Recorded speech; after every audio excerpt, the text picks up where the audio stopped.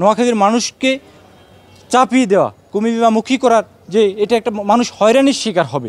জুলাই যে স্পিড, জুলাই সনদ তো বিভাগ করার জন্য হয়নি। বিভাগ আরও বাংলাদেশে 10টি হোক, আমাদের সেটি আপত্তি না। 85 লক্ষ মানুষকে পাশ কাটিয়ে তাদের কোনো মতামত না নিয়ে, কোনো প্রকার গণশুনানি ব্যতি রেখে তাদের উপর একটা সিদ্ধান্ত চাপিয়ে দিব। পুরো বাংলাদেশ জানে, পুরো বিশ্ব জানে বিভাগ আন্দোলনের যে বিষয়টি, সেটি নোয়াখালী বিভাগের যে দাবি, সেটার একেবারে সমর্থক শব্দ হয়ে গিয়েছে। বিভাগ আন্দোলন বলতেই বোঝানো হয় নোয়াখালী বিভাগ। বিগত সেই 30 বছর ধরে, প্রায় 30 বছর ধরে নোয়াখালীবাসীর এই দাবিটি, নোয়াখালীর বাসাবাসী যারা আছে, যে জেলাগুলো রয়েছে বৃহত্তর নোয়াখালী সহ, তাদেরকে নিয়ে বিভাগ করা, এবং সরকার যে উদ্যোগ নিয়েছে প্রশাসনিক যে বিকেন্দ্রীকরণ, তার জন্য বিভাগ প্রয়োজনীয়তা রয়েছে। এখন কথা হচ্ছে, আমরা দেখেছি জুলাই অভ্যুত্থানের পরে জুলাই সনদের যে প্রস্তাবনা, সেখানেও ফরিদপুর এবং কুমিল্লা নামে 2টি বিভাগের প্রস্তাবনা এসেছে। বিভাগ আরও বাংলাদেশে 10টি হোক, আমাদের সেটি আপত্তি না। আমাদের আপত্তি হচ্ছে নোয়াখালী অলরেডি চট্টগ্রাম বিভাগের অধিভুক্ত রয়েছে, এবং নোয়াখালীকে যদি, এবং বৃহত্তর নোয়াখালীর প্রায় 85 লক্ষ নোয়াখালীর বাসাবাসী যে মানুষ রয়েছে, 85 লক্ষ মানুষকে পাশ কাটিয়ে তাদের কোনো মতামত না নিয়ে, কোনো প্রকার গণশুনানি ব্যতি রেখে তাদের উপর একটা সিদ্ধান্ত চাপিয়ে দিব। আমরা সর্বশেষ দেখেছি প্রাক নিকার সচিব কমিটি, যেটা 8 সেপ্টেম্বর হয়েছে মন্ত্রিপরিষদ সচিবের সভাপতিত্বে, সেখানে তারা প্রাথমিক সিদ্ধান্ত দিয়ে দিয়েছেন ফরিদপুর এবং কুমিল্লা বিভাগ হবে, তবে কুমিল্লা বিভাগের অন্তর্ভুক্ত হবে নোয়াখালী, লক্ষ্মীপুর, ফেনী সহ এই জায়গাগুলো। তো আমাদের আপত্তি হচ্ছে কুমিল্লা বিভাগ হোক, সেটাতে আমাদের আপত্তি নেই। আমাদের আপত্তি হচ্ছে নোয়াখালী প্রায় 4000 বছরের একটা ঐতিহ্যবাহী অঞ্চল।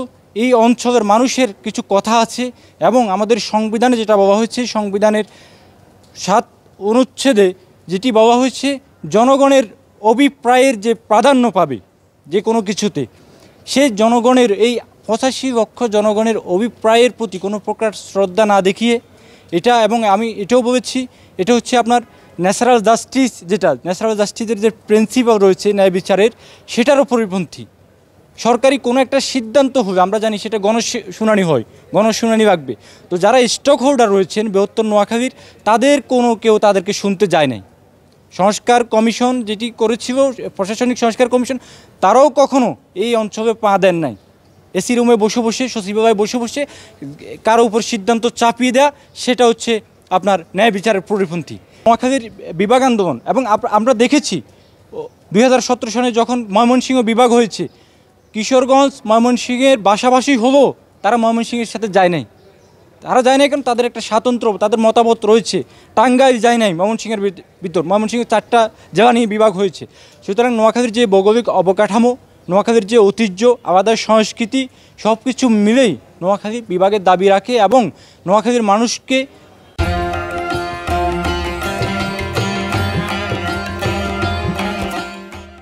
চাপিয়ে দেওয়া, কুমিল্লামুখী করার, যে এটা একটা মানুষ হয়রানির শিকার হবে অযথা। হয় আমরা নোয়াখালী চট্টগ্রামের সাথে থাকবো, নাকি কুমিল্লার সাথে যাব, নাকি আলাদা বিভাগ হবে, সেটা আমার জনগণ মানুষের কাছে শুনতে হবে। সেটা শোনা হয়নি, যার প্রেক্ষিতে প্রাক নিকার সচিব কমিটি, তাদের বরাবর আমি কাউকে একটা নোটিশ ডিমান্ডিং জাস্টিস দিয়েছি। আমরা যে ন্যায় বিচার পাচ্ছি না, ন্যায় বিচারের দাবি করে একটা নোটিশ দিয়েছি।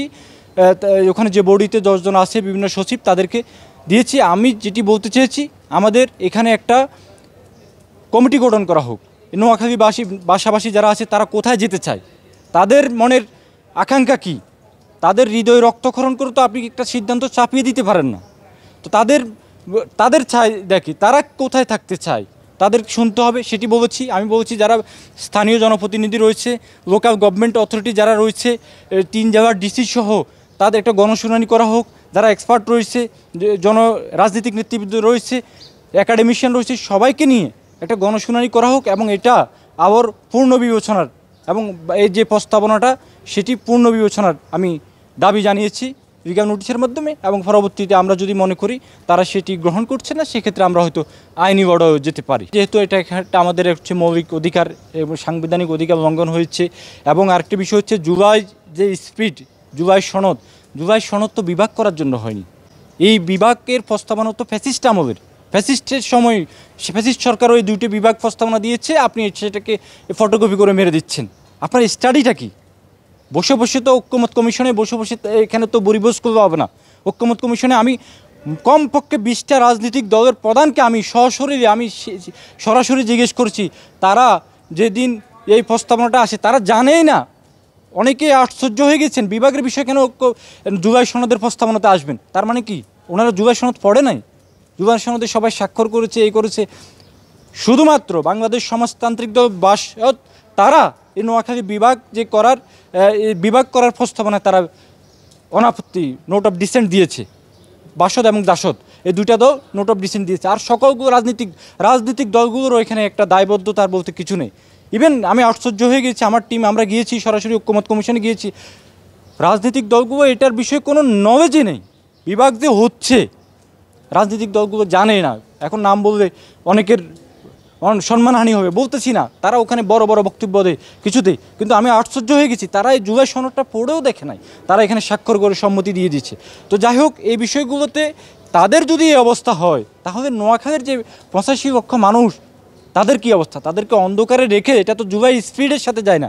জুলাই স্পিরিট, জুলাইয়ের যে চেতনা সংস্কার সেটি হবে, সেটি হোক, কিন্তু এই যে ঠুকনো জিনিসগুলো কোথায় বিভাগ হবে, কি হবে না হবে, কার বাড়ির দরজা কয়টা হবে, সেটা তো আর এই সংস্কার কমিশনের, সেটা তো আর এই রাষ্ট্র সংস্কারের কাজ না। এখন হচ্ছে ইমার্জেন্সি বেস যে কাজগুলো, বিভাগ নির্বাচিত সরকার আসুক, তারা কি সিদ্ধান্ত দিবে সেটি তাদের বিষয় থাকতে পারে। সব কিছু তো আর আপনাকে করতে হবে না, অন্তর্বর্তীকালীন সরকারকেও এটা বুঝতে হবে। এবং কারো সুবিধার জন্য আমি এখানে সচিবালয়ে বসছি বা কোথাও বসছি, আমার অঞ্চলকে প্রাধান্য দিয়ে আমি কোনো কিছু ফাঁস করে ফেলবো, এটাও গ্রহণযোগ্য হতে পারে না। এগুলো ন্যাচারাল জাস্টিসের ভায়োলেশন। তো আমি এই কথাগুলোই তুলে ধরেছি। এর আগেও আমি ঐক্যমত্য কমিশনকেও নোটিশ দিয়েছি, তারা কোনো রিপ্লাই দেয় নাই। পরবর্তীতে যখন এই বিষয়টি আমার নজরে এসেছে আমি তাদের দৃষ্টি আকর্ষণ করেছি। আশা করি আমরা একটা ন্যায় বিচার পাবো এবং নোয়াখালীর মানুষ যে তাদের প্রাণের দাবি, এবং একজন আইনজীবী হিসাবে, দেশের একজন আইনজীবী হিসাবে, সুপ্রিম কোর্টের লয়ার হিসাবে এটা আমার হৃদয়ে রক্তক্ষরণ হয়েছে, যার প্রেক্ষিতে আমি সংক্ষুব্ধ হয়েছি এবং আমি নোটিশটা ইস্যু করেছি। এটা হচ্ছে নোটিশ ডিমান্ডিং জাস্টিস, আমি ন্যায় বিচার চেয়েছি।